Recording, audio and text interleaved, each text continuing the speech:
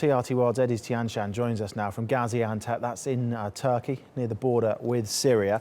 Ediz, can you just tell us exactly what US Central Command is claiming about this and what the target was?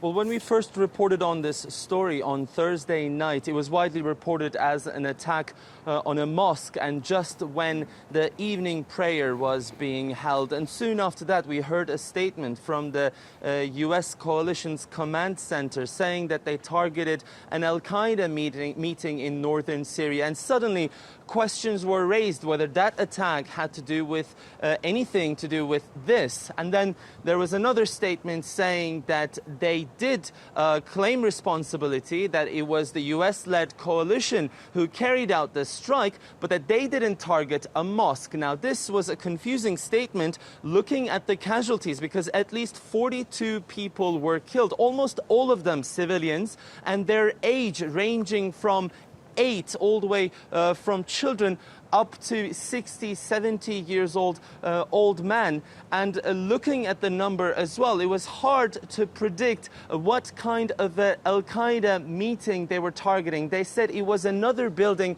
only 15 meters away from the mosque, and which is also confusing because 15 meters is literally nothing given the collateral damage that is usually caused by an airstrike. So this incident still merits a lot of investigation, and more questions will be asked regarding the US-led coalition's specific target there, because they also haven't given any names as to which Al-Qaeda members were targeted.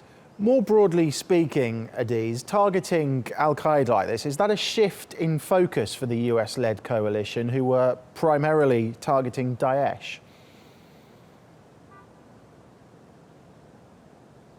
Well, most certainly. I mean, up until January, the US-led coalition airstrikes targeted specifically Daesh bases, lately moving towards Raqqa rather. But since January, probably it's something that we're seeing with the incoming new US administration, with the Trump administration. They've also started to increase their attacks on Al-Qaeda members, specifically in the Idlib province and the western Aleppo province right next to it. We're also seeing, according to their statements, at least 200 Al-Qaeda members and officials, among them also high-ranking officials, have been killed in these attacks, which is a trend that has picked up since January. But this particular attack was by far the one that caused the most number of civilian casualties. And also remember that it comes at a time when the moderate opposition in Syria has been kicked out of